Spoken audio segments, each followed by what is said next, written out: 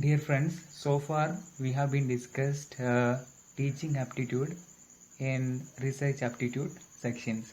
Now we are going to move comprehension part. In this part, there will be a text will be given for you and you have to answer the question from that text. Okay, let's look upon the comprehension part of 2019 December second exam. So here is the question.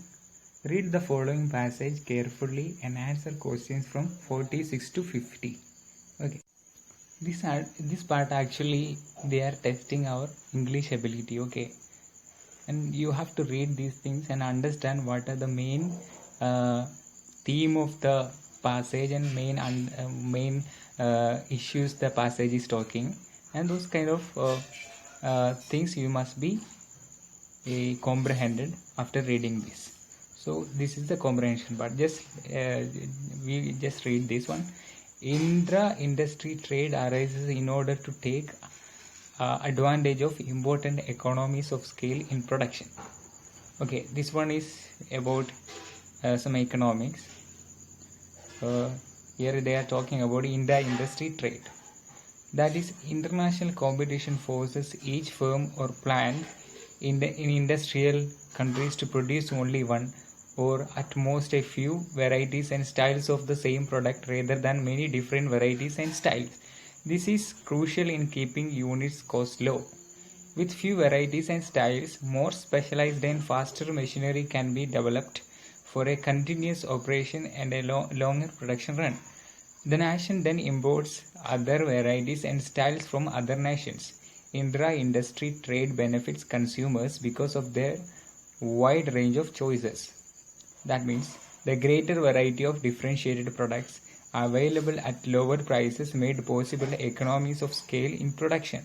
Because of this, large welfare gains arise from the ability of consumers to greatly increase the variety of goods that they can purchase through trade. The importance of intra-industry trade became apparent when tariffs and other obstructions to the flow of trade among members of the European Union or common market were removed in 1950. It was found that volume of trade surged, but most of the increase involved the exchange of differentiated products within each broad industrial classification. So here the passage is actually talking about the benefits of intra-industry trade. So if there is so much specialization of production of goods and services, and as a consequence of this, each industry will be getting economies of scale. Economies of scale is nothing but producing a lot of product by reducing the cost of production. That is called economies of scale. So this passage is about intra-industry trade as well as specialization of a particular part of the industry, of goods, and after as a consequence of this, each industry will get economies of scale. Economies of scale, then consumers' choices will increase. People will have lot of things to buy. Their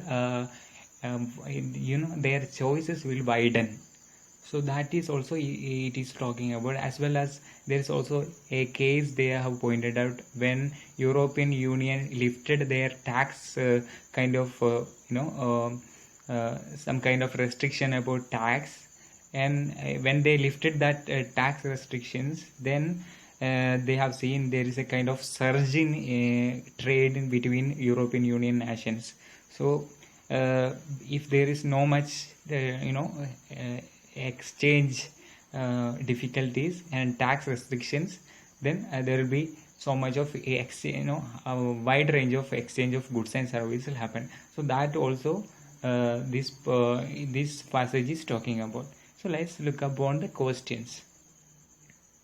Here the first one: the impact of international competition on industry trade can be seen in.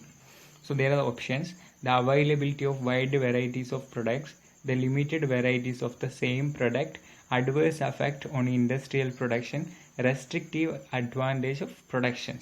So here the impact of international competition on industry trade, that is the question. that can be seen in if there is a international competition, and what the international competition will make in intra-industry trade. So the answer is it availability of wide varieties of products, the limited varieties of the same product? No, you can remove this one. Second one you can just,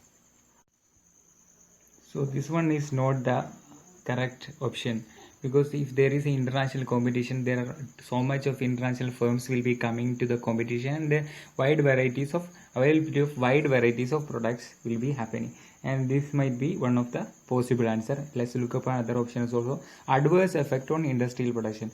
There's no adverse effect here. Restrictive advantage of production. Restrictive advantage of production means there is a kind of restrictions because of the international competitions. Okay, so here this one also not the probable answer. The only possible answer is the availability of, this one is the only possible option. In restrictive advantage of production, if you are restricted your production, then there will be not much of competition is happening. You cannot compete with the international firms. So only possible option for this question is the first one, the availability of wide varieties of products you will get if there is an international competition, because there is so much firms will be coming for the competition, and they will be providing wide varieties of products. Here comes the next question. Mass production of few varieties of products will result in low cost of unit, advantage to industrial economies of scale, benefits to the customers of important economies, increased cost of production. So for this one, let's look upon the passage. Here you can see the next, the second line, that is international competition forces each firm or in the second line you can see that is international competition forces each firm or plant in industrial countries to produce only one or at most a few varieties and styles of the same product rather than many different varieties and styles. This is crucial in keeping unit costs low. So by reading that one and after coming to this question, then you can see the most possible answer is low cost of unit. This one is the most possible answer for that question when we read that passage. Okay, so other options we can just eliminate, because if there is mass production of few varieties, then the unit cost of that each product will be diminishing eventually, right? That's why it is low cost of unit. And advantage to industrial economies of scale, it's not the correct option. Benefits to the customers of important economies, increase cost of production. We can't increase cost of production if there is a specialization and mass production of few varieties. The unit cost actually will be diminishing. Here is the next question. Development and use of specialized machinery will lead to, and the options are more varieties of products, decreased consumer welfare, import of varieties of product, hindered in intra-industry trade. So for the answer, let's look again to the passage. Here you can see the underlined passage. With few varieties and styles, more specialized and faster machinery can be developed for a continuous operation and a longer production run. The nation then imports other varieties and styles from other nations. Okay. So actually nations are using specialized machinery to produce few varieties of products. So they can only produce a few products. So other varieties of products, they have to be imported from various other nations. So the possible answer for this question, this one, import of varieties of products, as we just understood from that passage. The other options we can just eliminate.